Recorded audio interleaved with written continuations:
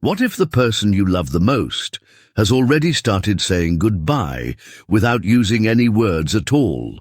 Every day, families all over the world sit beside aging parents or grandparents, believing they still have time for one more story, one more meal together, one more birthday. But the harsh truth is, the body often begins its goodbye a year before it actually leaves, and most people don't see it happening until it's too late.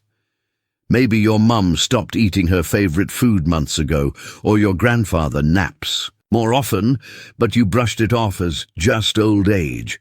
Maybe you noticed how they seem distant lately, forgetting things or staring into space more than usual. These aren't random moments, they're messages, quiet, biological whispers that the final chapter is beginning. The problem: we live in a world that prepares for birthdays, but not for goodbyes. So in this video, we're not just going to talk about death. We're going to talk about preparation, compassion, and how recognizing just 5 key signs can give you the rare gift of being present, aware, and emotionally ready. Because when you understand what's happening to your loved one, you don't waste time trying to fix things that can't be fixed. You start focusing on what matters most: love, dignity, comfort, and presence. Stay with us, because this video might change the way you see aging forever. Let's begin. Point 1. Unexplained weight loss. We all know aging comes with changes, but when an elderly loved one begins to lose weight without trying, you need to pay attention. This isn't just about loose clothes or smaller meals. It's a message from the body that something deeper is shifting. It usually starts subtly. Maybe your father's shirt collars hang a bit looser. Your grandmother, once so passionate about her evening tea and biscuits, now leaves them untouched. You offer favorite meals, cook with love, but they just don't eat. You start wondering, is it depression? Is something wrong with the food? But the truth is far more biological than emotional. As the body prepares for its final stage, its relationship with food begins to change. The digestive system slows down, nutrient absorption declines, the brain no longer receives strong hunger signals. This is not laziness or stubbornness, it's the body conserving energy, prioritizing vital functions. It's a gradual shutdown, not unlike a computer dimming its screen before powering off. And it's not just about food, it's about muscle loss too. As the body processes protein less efficiently, muscle wasting begins. Your once active grandfather may suddenly struggle to get up from a chair. Your mother may avoid walking long distances because she feels weak. But it's not age. It's the slow disappearance of muscle strength. And that loss doesn't just reduce independence, it increases risk of falls, infections, and longer recovery from illness. Then there's the emotional aspect. Watching a loved one fade physically can feel like mourning someone who's still alive. You try to encourage eating, bring supplements, schedule doctor visits, but if the weight continues to drop despite effort, it's not just about food. It's about recognizing the stage of life they're in, and what can you do? Instead of pushing large meals, focus on comfort. Offer small, easy-to-eat foods. Keep hydration up. Sit with them during meals, even if they eat very little. Your presence matters more than the portion. Shift your thinking from feeding for strength to nourishing for peace. This is the time to let go of expectations. Celebrate the few bites they take. Talk about their favorite recipes from the past. Make eating an experience of love, not a task of survival. Because when the body starts saying no more, your job isn't to fight it. Your job is to walk beside it with empathy, respect, and a heart full of understanding. Point 2, increase sleep and withdrawal from activities. There's a moment that many families miss. It doesn't scream or demand attention. It simply slips in, quietly, like fog rolling across a familiar landscape. One day your elderly father, who used to wake up early for tea, now sleeps in past noon. Your grandmother, who loved family dinners, quietly excuses herself to her room. The TV shows they used to love the neighborhood walks, phone calls with old friends, all quietly forgotten. At first, you might chalk it up to tiredness, boredom, or even stubbornness. He's just not in the mood. He's probably just a little tired today. But if this becomes a pattern, long hours of sleep, pulling, away from social interactions, no interest in former hobbies, it's not a phase. It's a sign. As the human body nears the end of life, it begins to conserve its energy, not just physically but emotionally. What used to feel engaging or even routine, like talking, eating, laughing, walking, now feels overwhelming. Even basic conversations can drain a person who is slowly preparing to leave the world. Think of it like this.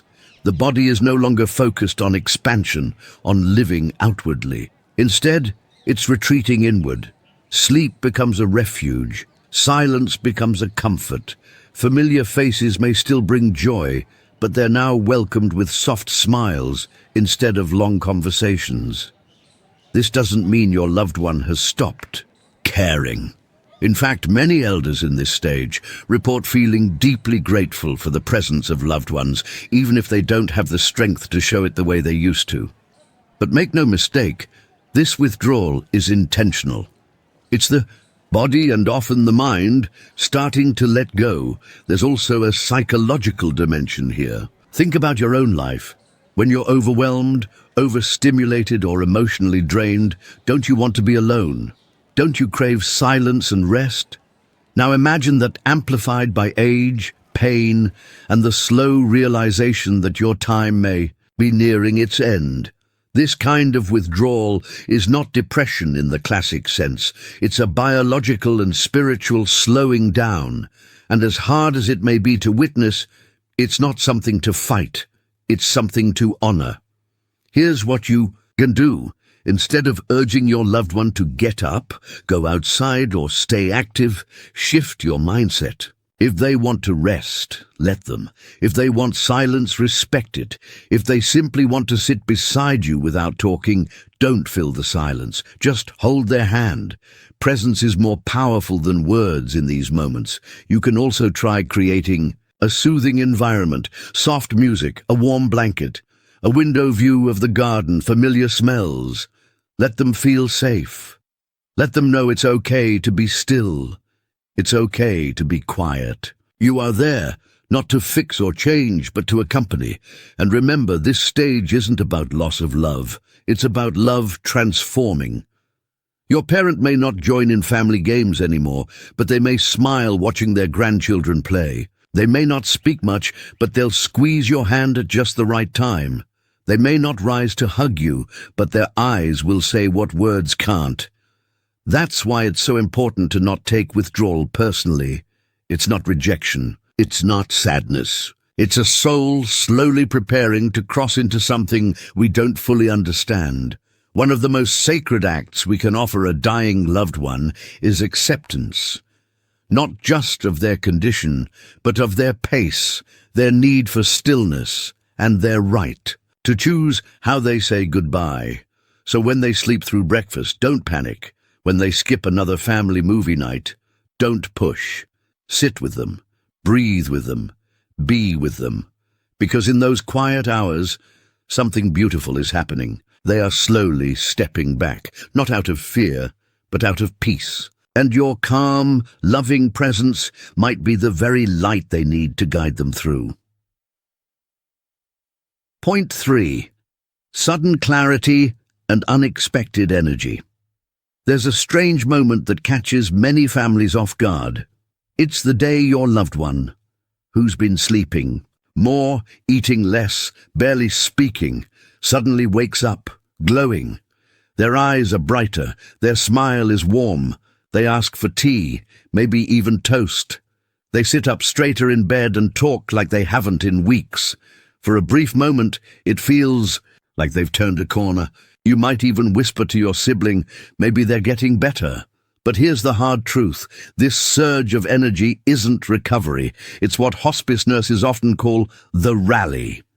A brief period, sometimes hours, sometimes a day or two, when someone near death experiences a sudden burst of clarity, energy, and even joy. It's a beautiful mystery of the dying process, and if you're not prepared for it, it can feel cruel, because just as quickly as it comes, it fades. Why does this happen? Some experts believe it's the brain's last surge of oxygen, while others suggest it's the body releasing a final burst of stored energy. Spiritually, many believe it's the soul's way of giving one last gift to those left behind, a moment of connection, of peace, of closure. And if you've ever witnessed it, you know how unforgettable it is. Your mother, who hadn't spoken in days, suddenly asks, "Is Sarah coming today?" I'd love to see her smile. Your grandfather, who was too weak to lift a spoon, suddenly says, "Let's all eat together like we used to." They might talk clearly, tell stories from decades ago, even joke and laugh. Sometimes they offer apologies. Sometimes they share wisdom. Sometimes they simply look into your eyes and say, "I love you." It's breathtaking, but it's also a moment that must be met with presence, not denial. This isn't the time to cancel hospice, or to start planning vacations again, or to call everyone saying, "They're going to be fine." It's the time to lean in, hold their hand, listen closely, because often they're not just talking randomly, they're saying goodbye in the most loving, gentle way they can. One nurse shared a story of a woman named Margaret. She'd been unresponsive for 3 days. Her daughter sat by her side, whispering prayers and memories. Suddenly, Margaret opened her eyes, smiled, and said, "Thank you for being my best friend." She asked for a sip of orange juice, talked about her wedding day, and even hummed her favorite hymn. Her daughter cried with joy, thinking maybe, just maybe, she was recovering. Margaret passed away peacefully that night in her sleep. That's the paradox of this sign. It's filled with light and warmth, but it often signals the approach of the final hours or days. So what can you do in that moment? Be fully present. Don't rush to analyze or question it. Don't push them to move, eat, or explain. Just be there. Sit close. Smile back. Say the things you've been holding in your heart. This may be your last chance to tell them you forgive them, or that you're sorry, or simply that you love them with everything you have. It's also a sacred time to gather loved ones, quietly, respectfully. If they're strong enough to enjoy the company, let them, but don't make it a parade. Keep it intimate, keep it soft. You're not celebrating a recovery. You're witnessing a farewell disguised as a sunrise. And if they talk about going home or seeing loved ones, don't correct them. Don't say, "No, you're still here." Instead, follow their lead. These visions or expressions often carry deep personal meaning. In that moment, your role is not to anchor them to earth, but to walk beside them as they begin to lift off. Many people, especially those who never expected death to come so gently, look back on this moment as both a blessing and a heartbreak. Because even though it doesn't last, it becomes a memory that never fades. That one last look, that one last smile, that final "I love you," it stays with you forever. So if you see this happen, don't let fear block you from fully feeling it. Let it soften you, let it heal you. Let it be what it is, a final gift from a soul preparing for peace. Point 4, they begin talking to people you can't see. There comes a moment, often quiet, sometimes unsettling, when your loved one begins to speak to someone who isn't there. They might look past you, eyes fixed on a corner of the room or an empty chair, and whisper, "Is that you, Mom?" Or they may smile warmly and say, "Tell John I'm coming soon." You look around, there's no one, and yet, to them, someone is most definitely there. This is one of the most mysterious and beautiful signs of approaching death and hospice. Nurses have seen it too many times to call it coincidence. They call it visioning. It often happens days or even hours before death. The person may be fully lucid or somewhere between wakefulness and sleep.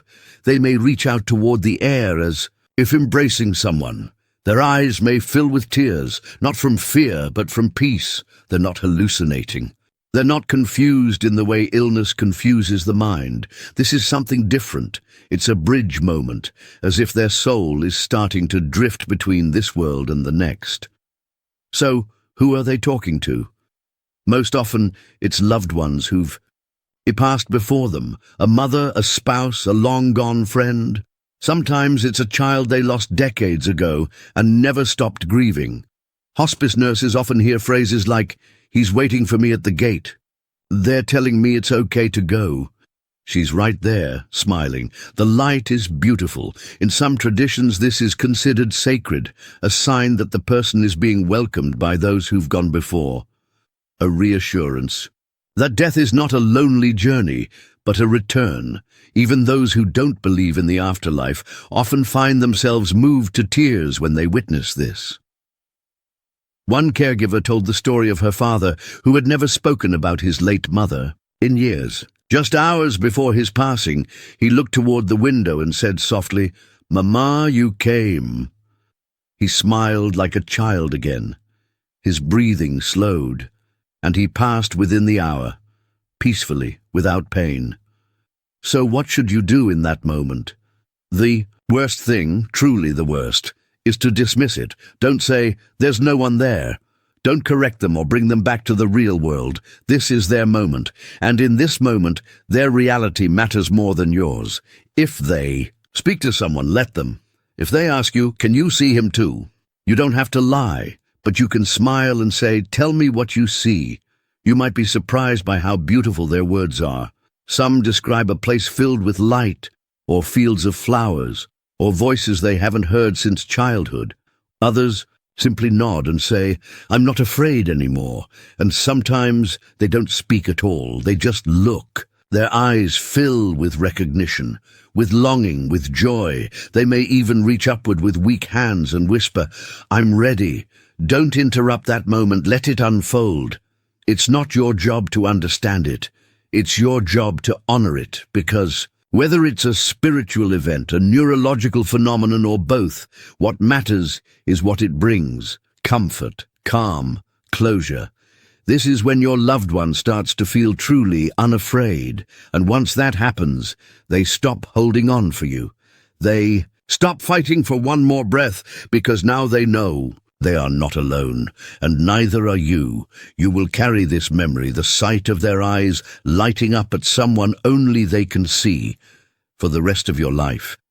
It will remind you that maybe, just maybe, there's more waiting beyond this life than we can ever imagine. So don't fear these conversations with the invisible. Lean in, listen. Let your loved one go with peace in their voice and love in their heart. This isn't the end. It's the moment when the soul whispers, "I see home." Point 5. They often wait for one specific person before letting go. You walk into the hospice room. It's quiet, too quiet. The monitors beep gently, rhythmically, but your loved one hasn't opened their eyes in days. You sit beside them, holding their hand. You talk, you cry. You say everything you think they need to hear. But they don't. Go. And the nurses, they've seen this before. They glance at each other. One quietly asks, "Is everyone here?" Because here's something they've learned. Something both heartbreaking and deeply beautiful. Many people don't let go until one specific person arrives. Not the whole family, not the pastor, not the doctor, just that one person. It could be a son who hasn't visited in years, a daughter who flew in from another state, a sibling they haven't spoken to since a family fallout decades ago, or a grandchild they held as a baby and quietly hoped to see one last time. And until that person walks through the door, they hold on, even when the body is shutting down, even when the breath is shallow, even when the nurses say it could be any moment now. They wait, because death, despite what it looks like on paper, is not just a biological process. It's emotional, relational, sacred. One hospice nurse shared a story about a woman named Margaret. She was in her 90s and had been unconscious for 3 days. The entire family had gathered and still nothing. Finally, someone mentioned her youngest son, who lived out of state. They hadn't spoken in 10 years after a painful argument. But he was flying in, due to arrive that evening. The nurse said, "She's waiting." And sure enough, the moment he walked into the room, just whispered, "Mum, I'm here." Margaret opened her eyes. Just for a second. She smiled. A tear rolled down her cheek. She took one breath, and then she was gone. This kind of moment changes people. It forces you to see just how strong love is, even when the body is at its weakest. So why does this happen? There's no clinical answer, no textbook explanation. But those who work with the dying believe this. The soul has its own timing, and sometimes the soul is waiting for peace. Not peace from pain, not peace from disease, but peace in relationships. Sometimes a person just wants to know that everything is okay, that the past has been forgiven, that the person they love made it in time to say goodbye. And sometimes they just want to hear one last thing before letting go. I love you. It's okay now. You can rest. It's a kind of emotional permission. A release. That's why hospice workers will often ask the family gently, is there someone they're waiting for? And if the answer is yes, they'll do everything to help bring that person in. Because when that person finally shows up, the change is instant. The breath slows, the face softens, the tension lifts. It's as if the soul finally whispers, I'm ready now. So what does this mean for you? It means don't underestimate your presence. You may think your loved one doesn't know you're there, but they do, and they might be holding on for you. If someone you love is dying, ask yourself, did they ask for anyone in particular? Did they mention someone by name recently? Is there someone whose absence is still lingering in the room? If so, reach out. Don't wait. Because the moment that person arrives could be the moment your loved one finds peace. And if you are that person, the one they're waiting for, please don't be afraid, even if it's been years. Even if you parted on bad terms, just walk into the room, hold their hand, say the words that matter, I'm here. Because your voice may be the last sound they hear, your presence, the last warmth they feel, and your forgiveness, the final key. They need to unlock the door and step through. They've held on for you. Now you get to hold them one last time. Let it matter. Point 6. They sometimes choose to let go when they're no longer needed. It's one of the most poignant, bittersweet moments of life. You're sitting with a loved one, a spouse, a parent, or a dear friend who has been fighting for so long. The struggle is evident. The doctors try their best. The treatments are endless, yet somehow, despite all the care, the illness continues to drain the life force out of them, and they get weaker each day. But then something changes. They stop fighting.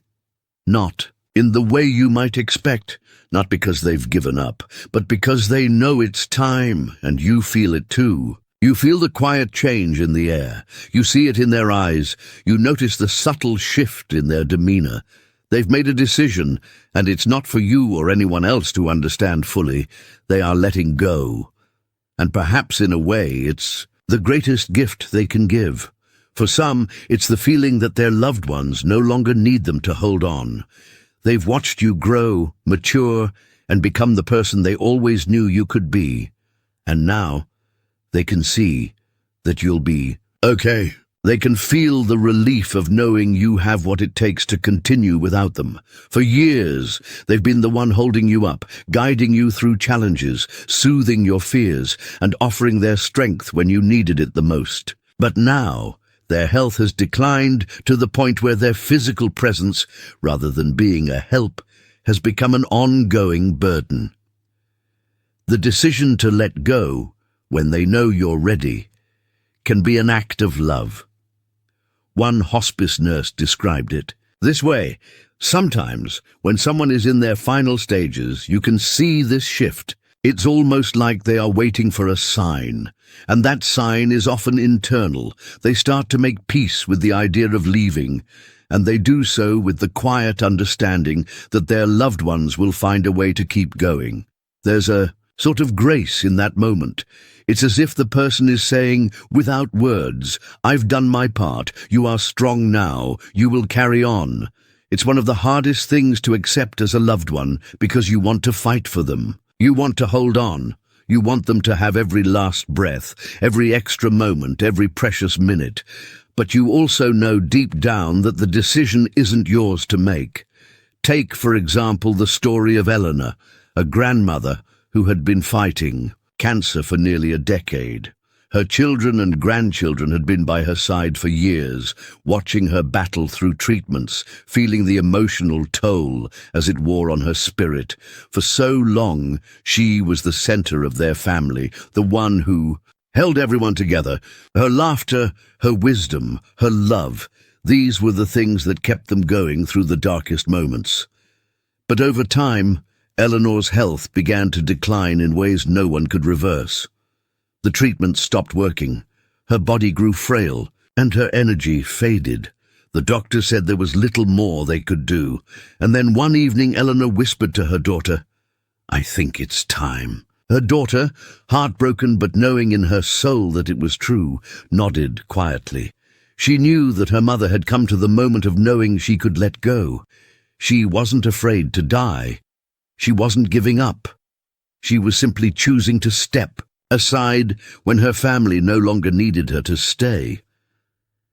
That night, Eleanor passed peacefully in her sleep. She had made the choice to leave, not because she was giving up, but because she knew the ones she loved would be okay without her. It was her final act of unconditional love, letting go when it was no longer about her, but about the ones left behind. For some people, the act of letting go when they feel they're no longer needed is the most selfless thing they can do.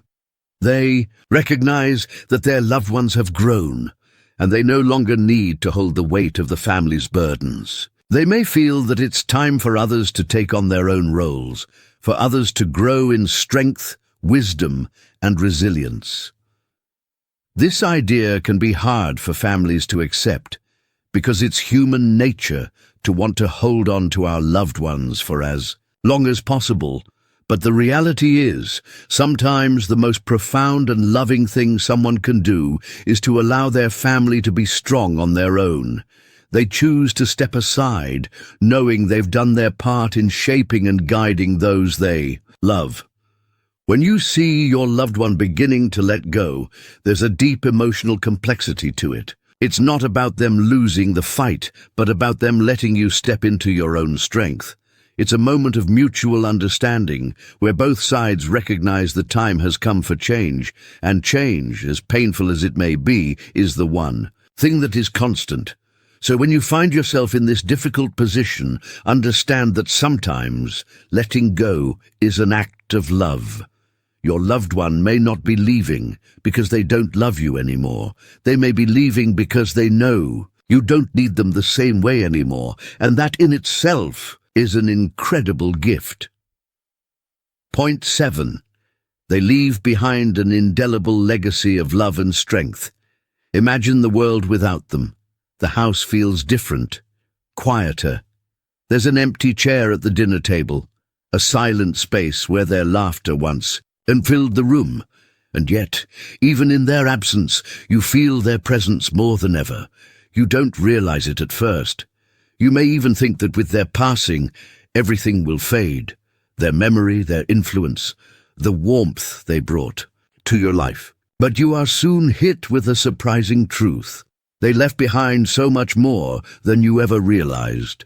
The truth is, when a loved one passes, they leave behind something far more enduring than possessions, far more precious than any material gift. They leave behind a legacy of love, strength, values, and wisdom that continues to shape and guide you long after they are gone. It's not just the tangible things they leave behind. It's the way they shaped your life, your character, and your outlook on the world. It's the lessons they taught, the moments they shared, and the ways they made you feel. It's the love they gave you, the sacrifices they made, and the strength they showed even when times were hard. This legacy doesn't end with their death. It lives on in the choices you make, the way you love, and the way you live your life. One of the most powerful aspects of a loved one's legacy is the unspoken strength they impart on those left behind. Think about the times when you felt defeated, ready to give up. Maybe you were facing an obstacle so overwhelming you didn't think you could keep going. But then, something inside you pushed you forward, something that came from them. Perhaps it was the way they never gave up, no matter the circumstances. Perhaps it was their quiet resilience, their refusal to back down in the face of adversity.